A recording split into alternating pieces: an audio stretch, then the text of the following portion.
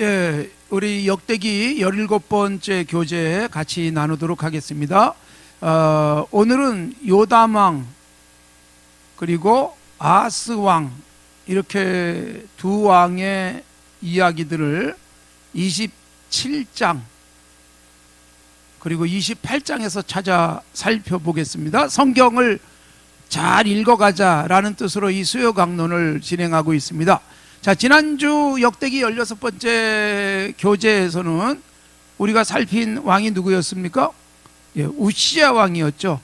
우시야 왕도 훌륭한 왕으로 그렇게 소개되고 있지만 스가랴가 사는 동안 하나님을 찾았다라는 것이 중요한 특징입니다. 그리고 마지막에 결국 교만해져서 하나님이 막 강성하게 해주니까 교만해져 가지고 자기도 뭐 제단에 분향할 수 있다.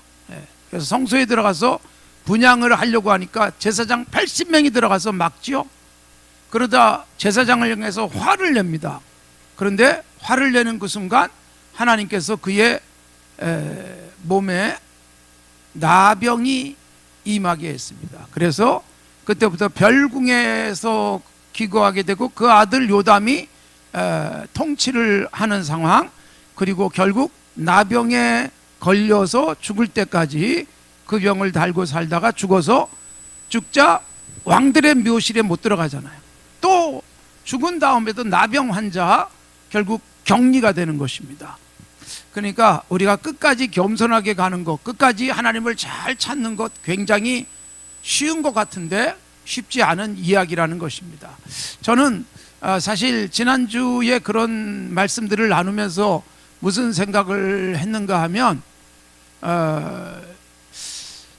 제가 산저인교회를 지금 3년째 섬기고 있는데 제가 섬기고 난 이후에도 우리 성도들이 정말 지금까지보다 더 진실하게 그리고 더 열정적으로 하나님을 섬기고 예배했으면 좋겠다. 그게 지금 간절한 나의 기도 제목입니다. 사실 여러분, 이게 신앙의 대를 이어가는 게 쉽지가 않습니다. 교회도 담임 목사님이 바뀌면서 이렇게 저렇게 갈등하는 경우들이 많은데 여러분들의 신앙생활이 꾸준히 지속되길 바랍니다. 여러분, 모세가 하나님 앞에 가고 여호수아가 지도력을 발휘하잖아요. 그러니까 사람은 계속 교체되어져요. 그러나 사람은 바뀌어도 사람을 사용하시는 하나님은 동일하시기 때문에 우리가 하나님 앞에서 건강한 신앙이 지속됐으면 좋겠습니다. 자, 역대기 17번째 교재, 우선 역대기 하의 27장입니다. 요담 왕이 즉위를 하죠. 1번. 요담이 왕위에 오를 때 나이가 25살이었습니다. 그리고 16년을 다스렸으니까 그렇게 길게 통치하지는 못했습니다. 그의 어머니가 여루사요 사독의 딸이다. 사독 아마 제사장 가문의 딸이었던 것으로 보입니다. 자, 두 번째 보시기 바랍니다. 제가 이거 오늘 27장 28장을 다 해야 돼서 조금 바쁘게 진행을 하겠습니다. 자, 2번 보시면 아버지의 신앙을 잇는 요담. 제가 이거 늘 강조하는 부분이잖아요. 내가 섬기던 하나님을 우리 자녀들이 섬기고 우리 자녀가 섬기던 하나님을 우리 손주들까지 계속 섬겨가면 얼마나 좋겠어요? 아버지의 신앙을 잇는 것. 그래서 27장 2절에 보면 요담이 아버지 우시야의 모든 행위대로 여호와 보시기에 정직하게 행하였다. 그렇게 되어 있어요. 아버지처럼 정직하게 살았다. 누가 보시기에요? 굉장히 중요한 성경의 기준, 여호와 보시기에. 사람이 볼 때 뭐 괜찮아도 하나님 보시기에 좋지 않으면 가장 안타까운 일이죠. 근데 여호와 보시기에 정직하게 행하였습니다. 그러나 여기 참 안타깝게도 그러나가 붙습니다. 정직하게 행하였지만 그러나 여호와의 성전에는 들어가지 않고 백성은 여전히 부패했다. 이게 도대체 무슨 말일까? 저는 굉장히 고민이 되어져요. 성전에 들어가지 않았다. 이 말씀이 여러분 오늘날로 말하면 뭐 여호와 보시기에 정직하게 살았지만 예배드리러 가지 않았다. 또 성도들이 모임에는 참여하지 않더라. 이렇게도 해석할 수 있지 않을까? 굉장히 위험한 신앙입니다. 우리가 여러분 같이 모여서 신앙생활하는 것은 나 혼자 버티기 힘든 것들을 옆에 있는 형제 자매들을 통해서 버틸 수 있고 이겨낼 수 있고, 기도 제목을 나누고 또 영적으로 응원하고, 그러면서 건강한 신앙을 만들어가는 거거든요. 근데 여호보시기에 정직하게 행하였지만 성전에 들어가지 않았다. 그러니까 여러분, 우리 신앙이 늘 어떤 면에서 한계가 있을 수 있어요. 그 사람 교회는 열심히 다니는데 뭐 11조는 하지 않는다든가, 그 사람 교회에서 봉사는 하기는 하는데 기도는 하지 않는다든가, 뭐 이런 게 있단 말이에요. 그러니까 우리가 영적으로는 균형 잡힌 신앙생활을 하셔야 됩니다. 여호와를 경외하고 정직하게 살면서 예배도 제대로 드리고 그래야 되지 않겠어요? 그러니까 한쪽 극단으로 치우치는 것은 굉장히 위험합니다. 교회는 잘 나오지 않지만 삶의 현장에서는 정직하게 살더라. 이게 여러분 굉장히 좋은 것 같지만 이게 같이 병행돼야 되는 거예요. 교회 생활하고 신앙 생활하면서 삶의 현장에서 또 정직하게 살고 그리스도인답게 살아가는 것 중요한 것이죠. 그런데 우시아가 여호와 보시기에 정직하였지만 성전에 들어가지 않았고 백성은 부패했다. 백성의 부패, 사실 여러분 왕 따라가는 경우가 많은데 그나마 왕은 괜찮게 사는데도 백성들이 부패했다. 그러니까 왕이 성전을 찾지 않으니까, 여러분 원래 이스라엘 백성들은 3대 절기에는 반드시 성전을 찾아가야 되는데 왕도 찾지 않으니까 백성들도 그런 신앙생활이 온전하지는 못했던 것 같습니다. 내가 잘해야 됩니다.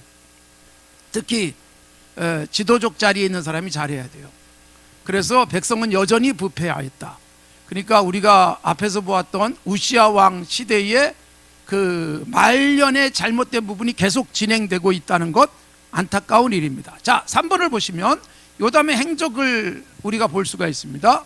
27장 3절, 여호와의 전 윗문을 건축했고 오벨 성벽을 많이 증축하고 또 산중의 성읍들을 건축하고 숲을 가운데 견고한 그 진영, 그래서 그 군사적 방비를 위한 것들을 잘했고 또 망대를 통해서 적들을 잘 미리 막아낼 수 있는 그런 조치를 했고, 5절에 보면 암몬 자손의 왕과 더불어 싸워서 이겼다.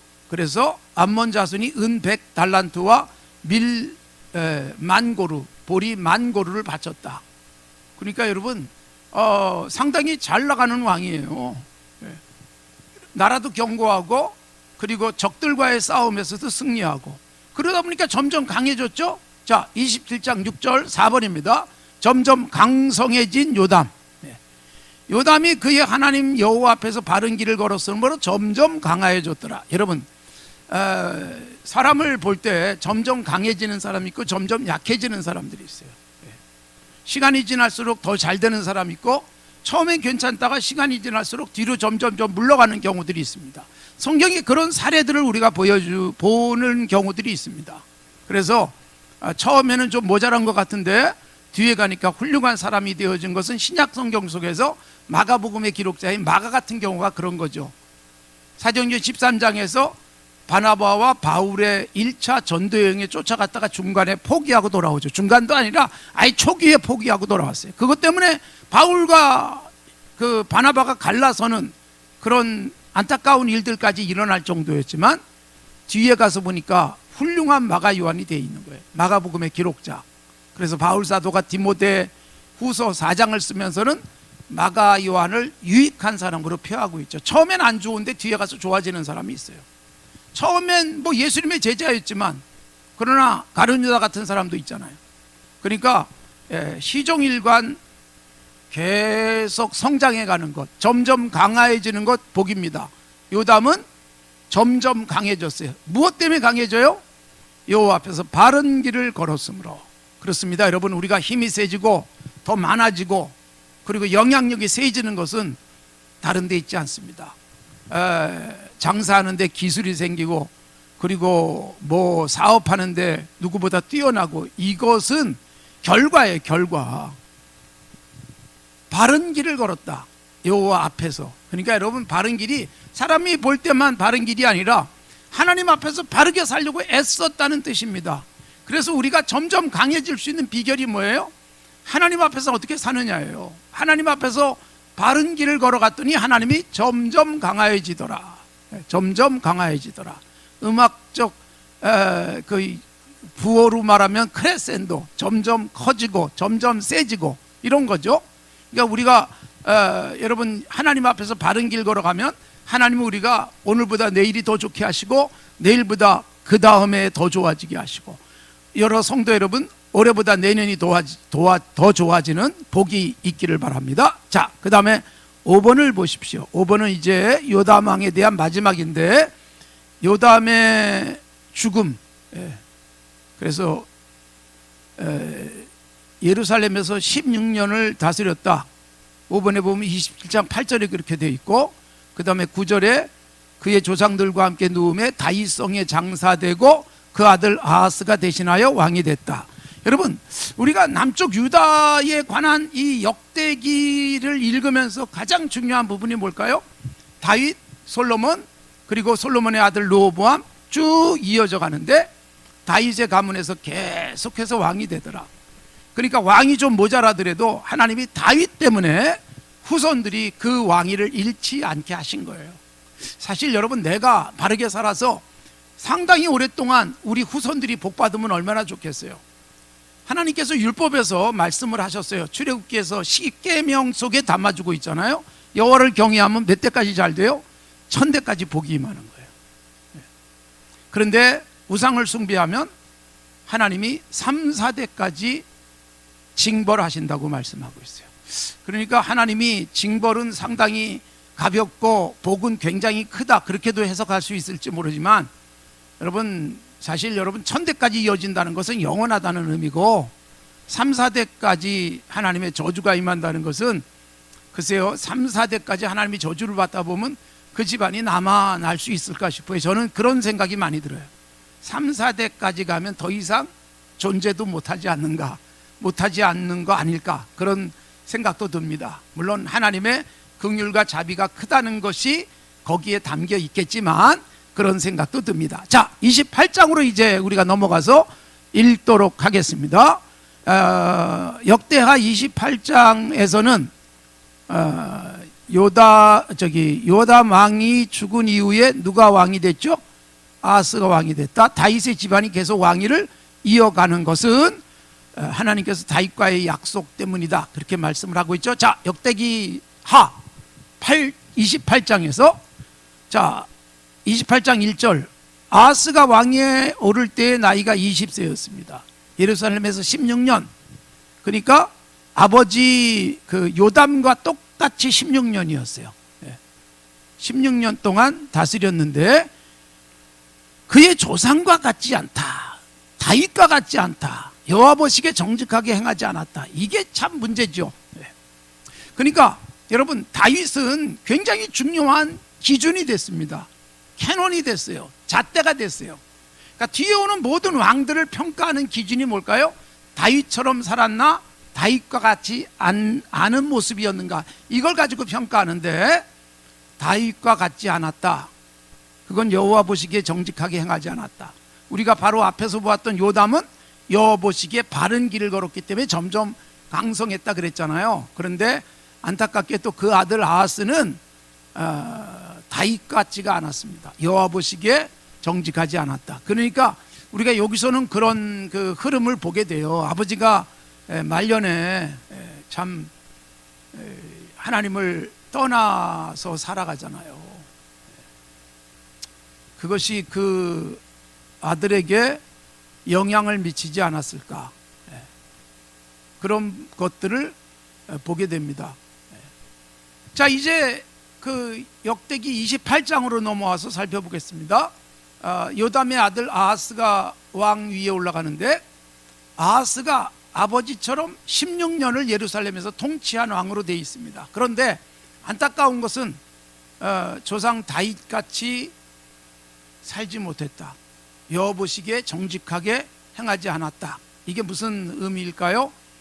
여러분, 다윗은 뒤에 오는 모든 왕들의 기준이 됐어요.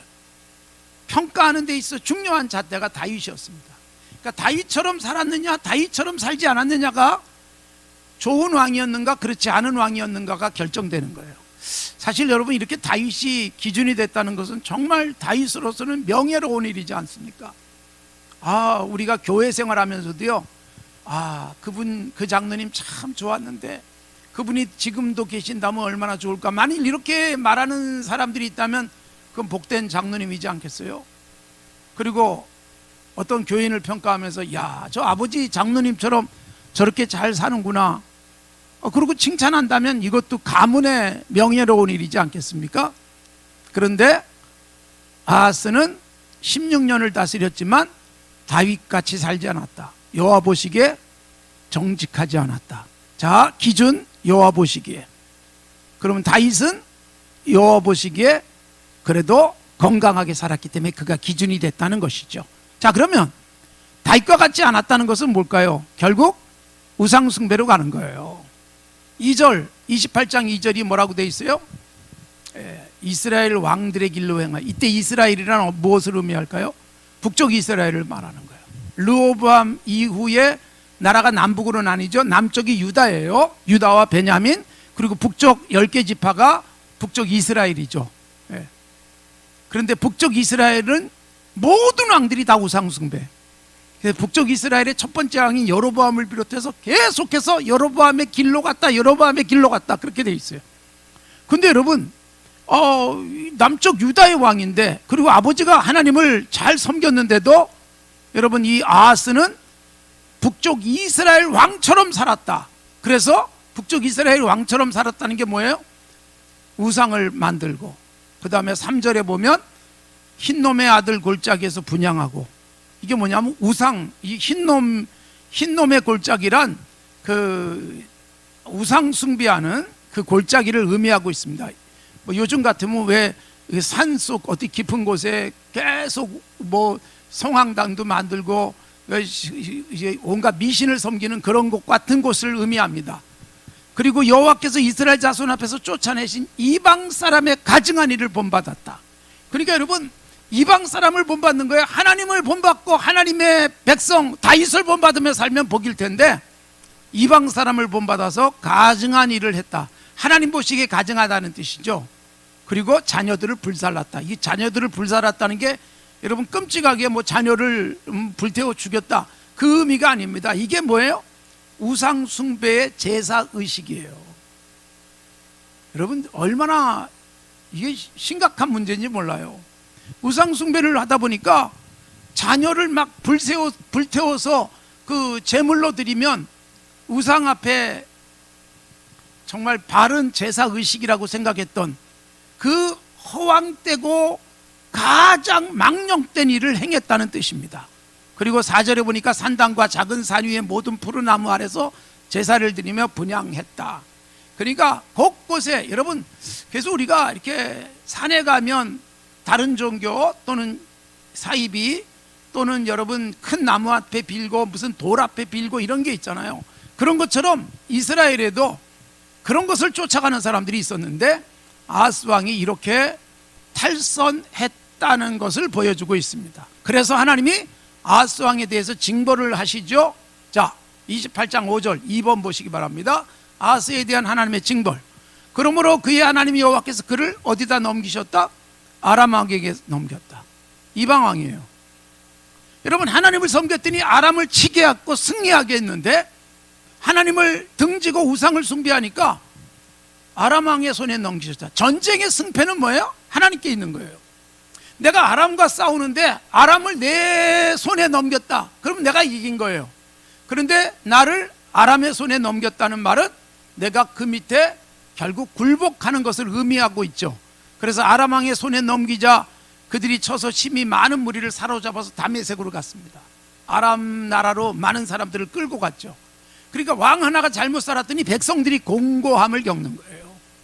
그러니까 우리가 사실 그래서 한 나라의 지도자는 잘 세워야 됩니다.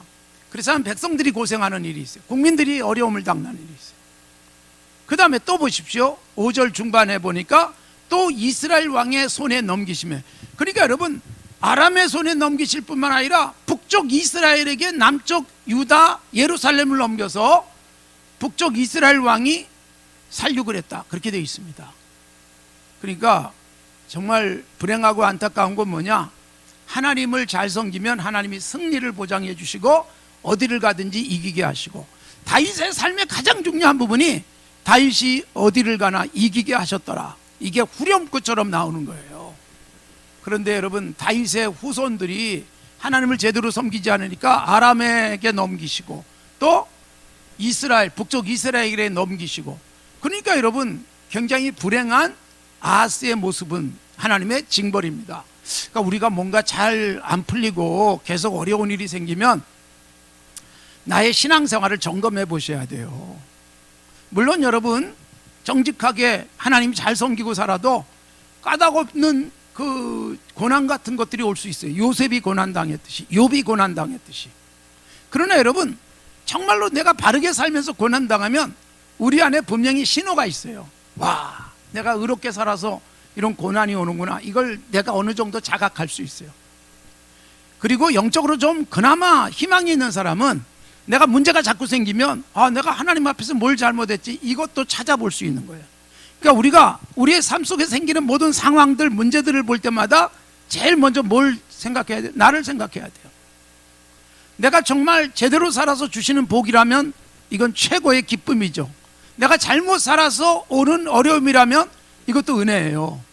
하나님이 나를 바로 세워주기 위해서 우리에게 어려운 길을 주시는 거니까. 그래서 깨닫고 바로 돌아서면 이건 복이죠. 근데 여러분, 이런 경우도 있습니다. 내가 분명히 하나님 떠나서 사는데도 하는 일마다 잘 돼요. 제가 이거 늘 강조하지만 가장 심각한 문제다. 하나님의 저주 중에 저주가 뭔지 아세요? 내버려 두는 거예요. 뭘 하든 내버려 두겠다. 그래서 하나님 잘 안 섬기는데도 잘 돼요. 여러분, 하나님 잘 안 섬기는데도 머리가 뛰어나고 뭐 정치술이 있고 그리고 사교성이 높고 이래서 잘 되는 사람도 있을 수 있잖아요. 여러분, 하나님이 주시는 최고의 복은 잘못했을 때 나를 아프게 때리시는 거예요. 근데 하나님이 가장 심각하게 우리에게 주시는 징벌이 뭐냐? 내버려 두는 것. 그래서 로마서 1장 2장에 보면 하나님의 저주받은 이스라엘 백성들, 잘못 산 사람들의 모습이 있는데 하나님이 그들을 그냥 내버려 두셨다, 내버려 두셨다, 이게 강조되고 있어요. 그러니까 하나님이 내버려 두시는 것처럼 불행한 일은 없습니다. 우리가 여러분, 내버려 둔다는 것은 하나님과 관계가 끊겼다라고 생각할 수 있어요. 우리가 옆집의 아이가 무슨 짓을 하든 내가 관여 안 하잖아요. 근데 내 아이가 잘못하면 우리는 관심 갖고 바로 잡아주기 애쓰는 거예요. 하나님이 내버려 두셨다는 건 하나님이 이미 놔버렸다라는 의미일 수도 있습니다. 그래도 하나님이 이 아하스가 다스리던 예루살렘을 하나님이 놓지 않고 계시는 거예요. 그래서 아람 왕의 손에도 넘기고 이스라엘 왕의 손에도 넘겨서 고난을 겪게 하시면서 바로 잡아주기 위한 하나님의 은혜다, 이렇게 보시면 됩니다. 그래서 하나님의 징벌이 있다는 것은 아직 희망이 있다, 이렇게 볼 수가 있습니다. 그래서 여러분, 우리가 살아가면서 내가 뭐 조금만 잘못 가도 문제가 생긴다면 하나님이 아직도 나를 놓지 않고 계시고 하나님이 나를 사랑하신다는 증거예요. 그래서 자식을 징계하는 것은 사랑하기 때문이다. 이걸 신약 성경도 강조하고 있잖아요. 뭐 잘못해도 징벌도 안 한다는 것은 버린 자다, 사생하다, 뭐 이렇게 말씀도 하고 있는 것입니다. 하나님의 사랑과 은혜가 꾸준히 지속되고 있다는 것은 내가 조금만 곁길로 가도 문제가 생기는 것, 이건 복입니다. 자, 예루살렘을 하나님이 그래도 놓지 않고 계시는 거예요. 누구 때문에? 다윗 때문이에요. 조상이 얼마나 중요한지 몰라요. 자, 그 다음에 3번에 가서 보시겠습니다. 이번엔 이스라엘에 대한 선지자 오뎃의 책망이 나오고 있습니다. 이게 무슨 말인가 하면, 자, 8절 보시기 바랍니다. 이스라엘 자손, 이거 북쪽 이스라엘을 말하는 거예요.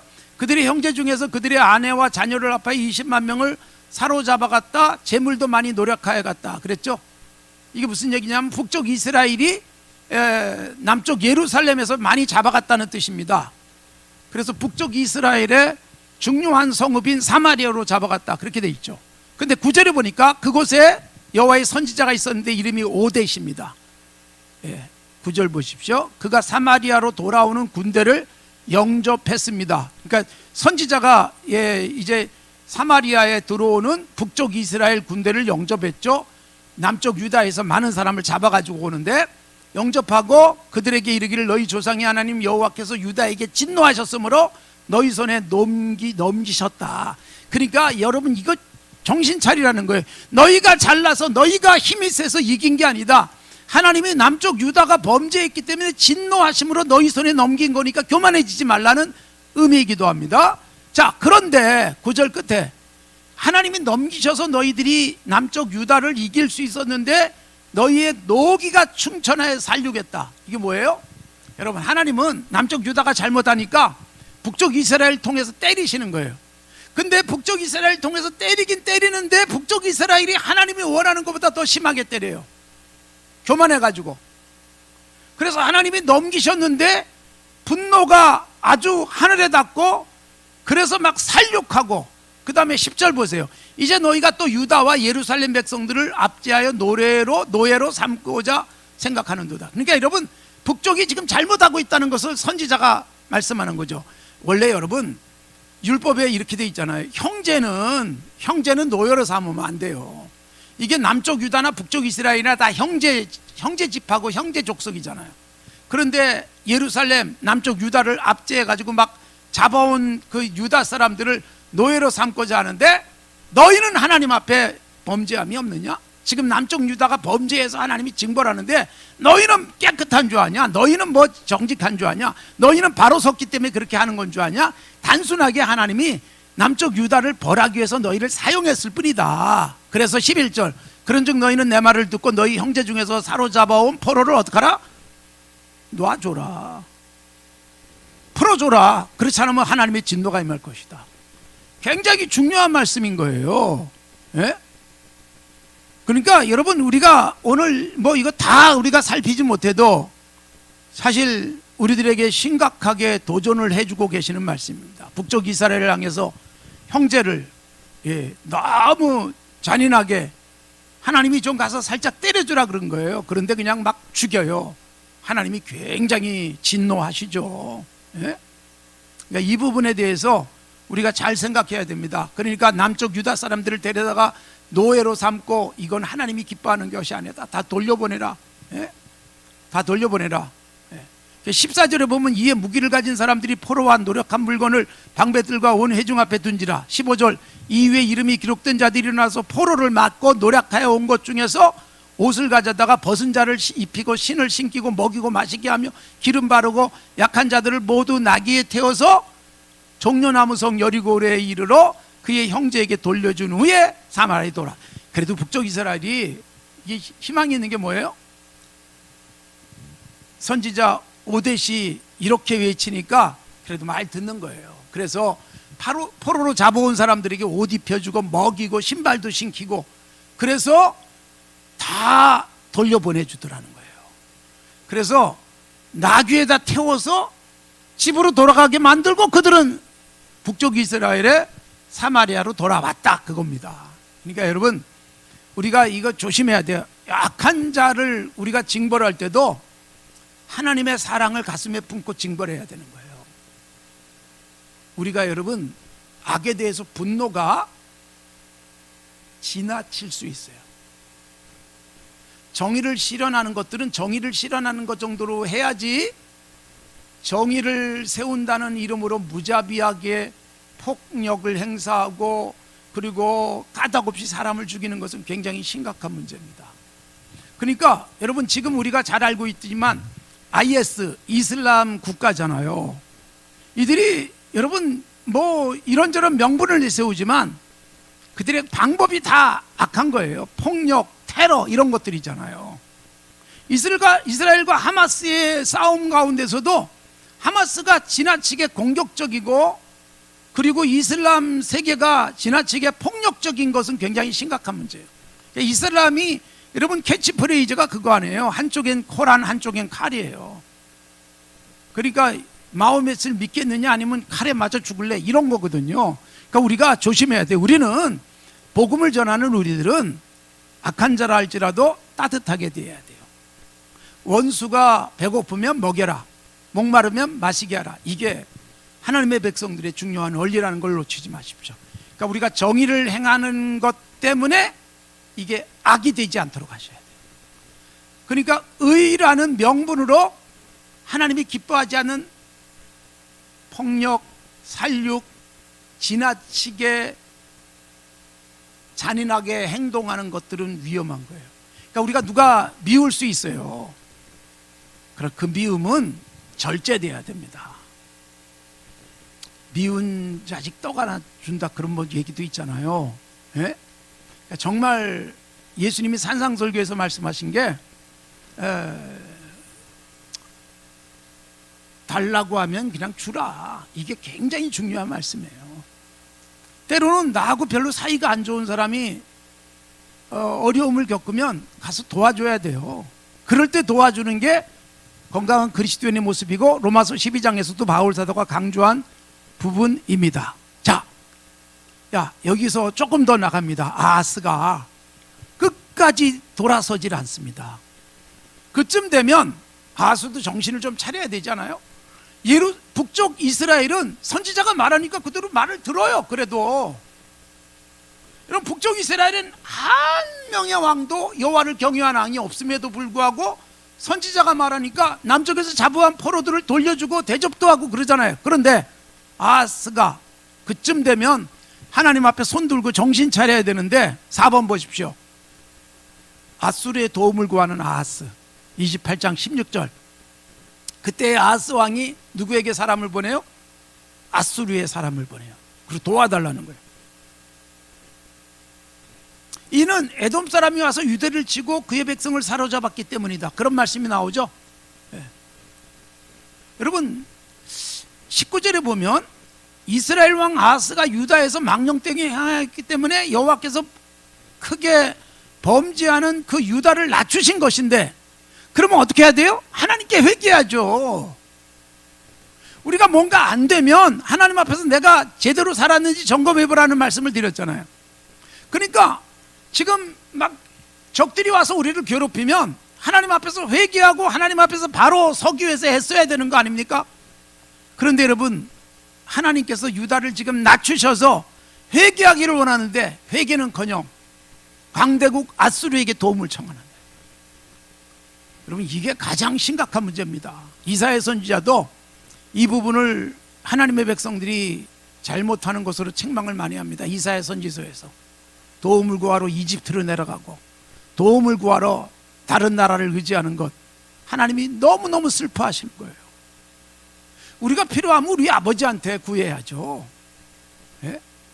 아버지가 아들을 야단쳤더니 아들이 나가가지고 자기 아버지 욕하고 다니면서 옆집 아저씨한테 도와달라고 하는 것과 다르지 않습니다. 하나님이 기뻐하지 않습니다. 예? 그런데 보세요. 20절. 아수르 왕 디글랏빌레셋이 그에게 이르렀으나 어떻게 했어요? 도와달라고 했더니 아수르 왕이 와가지고 돕지 않고 오히려 공격을 했습니다. 예.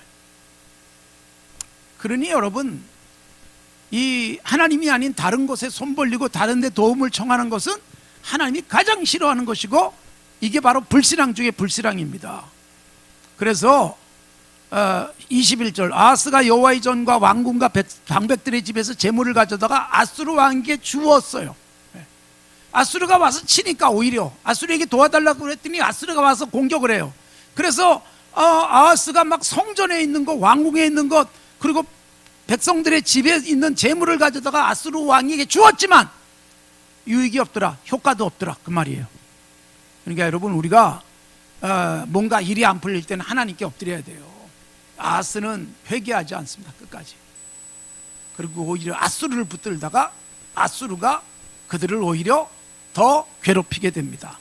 그들에게 바치는 것 자체가 무력해지더라. 자, 5번 마지막입니다. 이제 마무리를 짓겠습니다. 아하스의 마지막 악행이 나와요. 그리고 명예스럽지 못한 죽음. 28장 22절. 아하스 왕이 공고할 때 여호와께 더욱 범죄했다. 그러니까 제가 아까 말씀드렸잖아요.